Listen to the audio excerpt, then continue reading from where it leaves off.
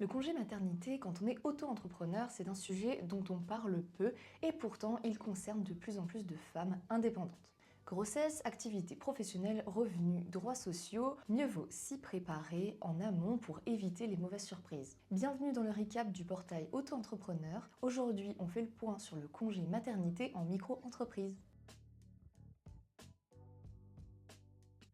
Alors concrètement, de quoi parle-t-on? Quand vous êtes auto-entrepreneur en France, vous pouvez bénéficier de deux types d'aides financières pendant votre congé maternité. Une allocation forfaitaire de repos maternel et des indemnités journalières d'interruption d'activité. Ces aides sont versées par l'assurance maladie à condition d'être affilié à la CPAM depuis au moins 6 mois à la date prévue de l'accouchement et surtout d'arrêter totalement votre activité pendant la période indemnisée. Donc aucune facturation, aucune prestation, aucun chiffre d'affaires pendant cette période. Donc oui, vous avez bel et bien des droits et leur montant dépend directement de vos revenus déclarés. En 2026, si votre revenu d'activité annuel moyen des 3 dernières années, c'est-à-dire votre revenu après abattement, est au moins égal à 10% du PAS, soit 4 582 €, vous pouvez percevoir une allocation forfaitaire de repos maternel de 4 005 € au total, versée en 2 fois, une première moitié au début de congé, puis la seconde après au moins 8 semaines d'arrêt total d'activité.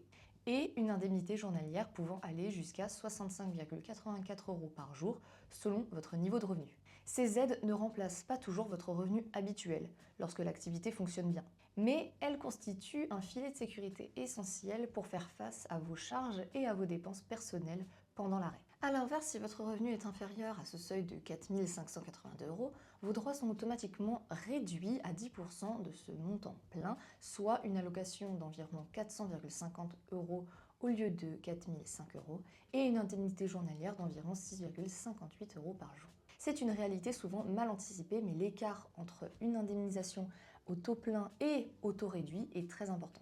A noter également qu'à partir du 1er juillet 2026, un nouveau congé de naissance indemnisé viendra compléter ces dispositifs et sera accessible pour tout parent d'un enfant né à compter du 1er janvier 2026.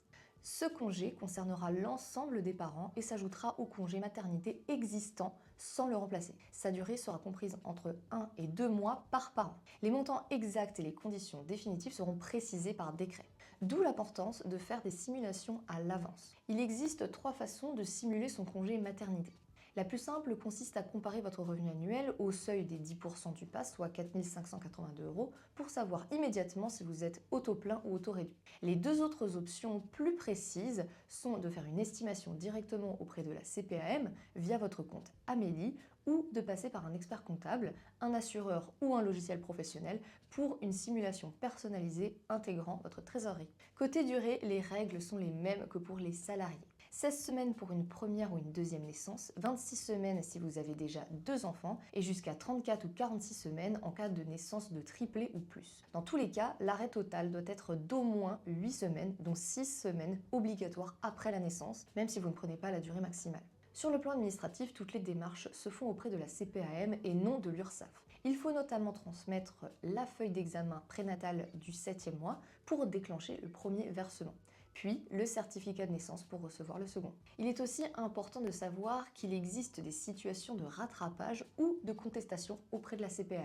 Si un montant vous semble incorrect, si vos revenus ont été mal pris en compte ou si votre indemnisation a été appliquée à tort au taux réduit, vous pouvez contester la décision. Cela se fait par écrit en fournissant des justificatifs comme vos avis d'imposition ou vos déclarations de chiffre d'affaires. Cette démarche peut conduire à un recalcul rétroactif de vos droits. Autrement dit, un premier versement n'est pas forcément définitif, à condition d'agir rapidement et de manière documentée. Dernier point essentiel, le congé pathologique et les grossesses à risque. En cas de complications médicales liées à la grossesse, votre médecin peut prescrire un congé pathologique prénatal pouvant aller jusqu'à 14 jours supplémentaires avant le congé maternité classique. Ces jours sont indemnisés sur la base d'un arrêt maladie et n'empiètent pas sur la durée légale du congé maternité. En cas de complications après l'accouchement, un congé pathologique postnatal peut également être accordé, toujours sur prescription médicale et avec des démarches auprès de la CPAM.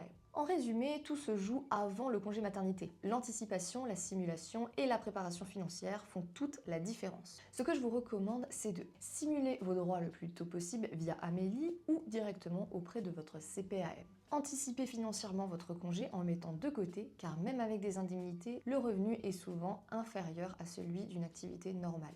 Voilà, maintenant vous avez une vision claire et complète du congé maternité en micro-entreprise. Si vous avez des questions ou un retour d'expérience, n'hésitez pas à les partager en commentaire. Et pour d'autres conseils concrets sur l'entrepreneuriat, pensez à vous abonner pour ne pas manquer les prochaines vidéos.